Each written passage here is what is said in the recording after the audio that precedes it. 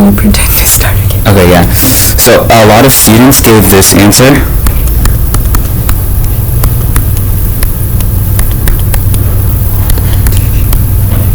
dt. Okay, technically this should be t prime because it should be different from the bounds, but a lot of students gave this answer, which is like exactly correct, because it would be like if this is the exponential, the probability that you're in this interval would be integrating over this area. And then these two things are exactly the same. So this is why this is correct, but it gives you a complicated expression, and it's sort of like unnecessary, and when you're learning probability through the class, it's better to do it the other way, because it's like more helpful for understanding derivations, and that is, the answer is simply just this.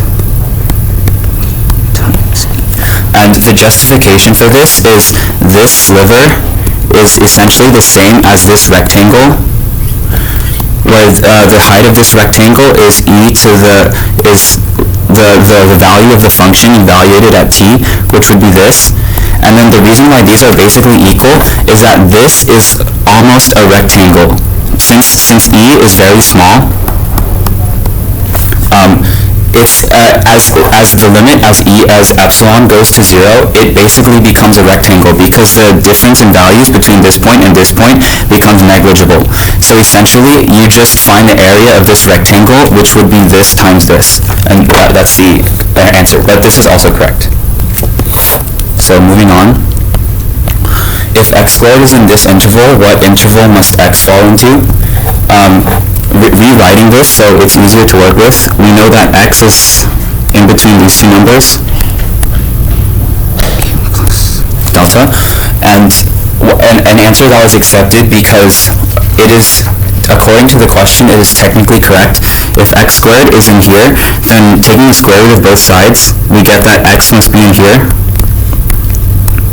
And technically, also, x can be in the negative interval, the negative, right? Because if you square this, you will also get the original equation.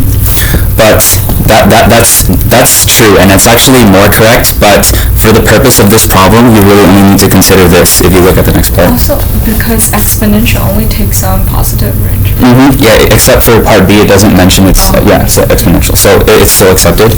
And then from here, it wants you to leave things in first order, so basically in the terms of like ax plus b, that's why this is not really preferred. You can get it out of this by Taylor expanding it, and this is something you learn in physics.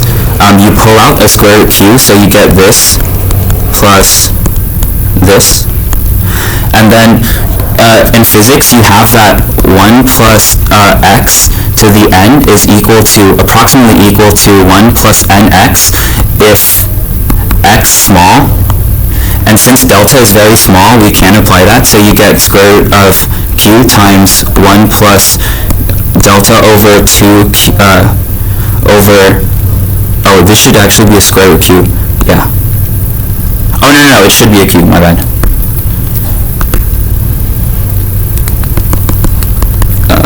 Yeah, so forgive my arithmetic, but yeah, you can get it like this. But you probably don't know how to do this, but you can still do it using the hint they gave you.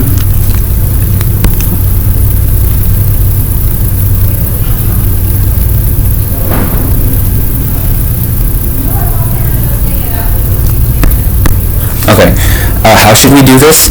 Well, basically we need to find an interval t less than x less than t plus epsilon such that x squared is between these two numbers. So if we square this equation, we get t squared less than or equal to x squared less than or equal to t squared plus 2t epsilon plus epsilon squared. And according to this, you can just drop the epsilon squared. So you end up with this.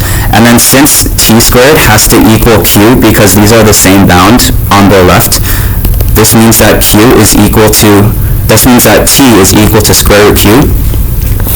And so now we just need to make this equal to this. we can plug in square root q for t, so we get q plus 2 square root q epsilon is equal to q plus delta, and then solving, we get that epsilon equals delta over 2 square root q.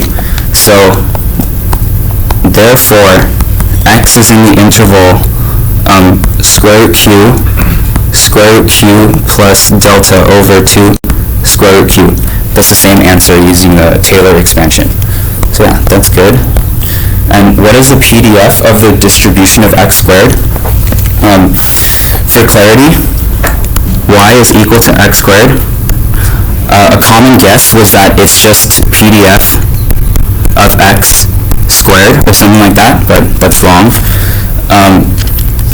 We can actually, this problem is supposed to be a plug-and-chug problem, and it would be if you're very familiar with probability. So just using part B, if y is in the interval y plus delta, then from the previous part,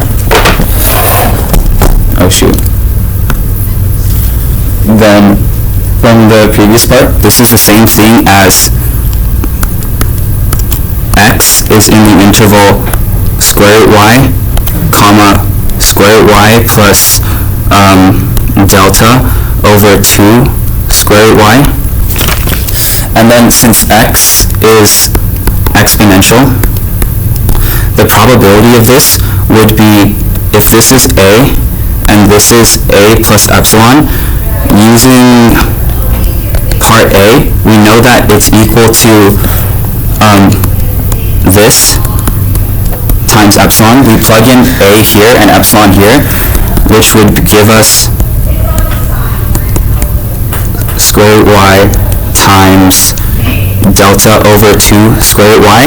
And then to get the PDF, we just divide out by the small factor, or like the delta. So we divide by delta, and we don't divide by the epsilon because we're actually trying to find y, not x, so we don't divide by this, we actually divide by this.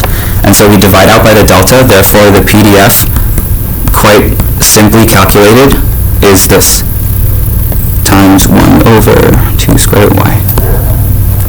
And that's number 5. Okay, any questions?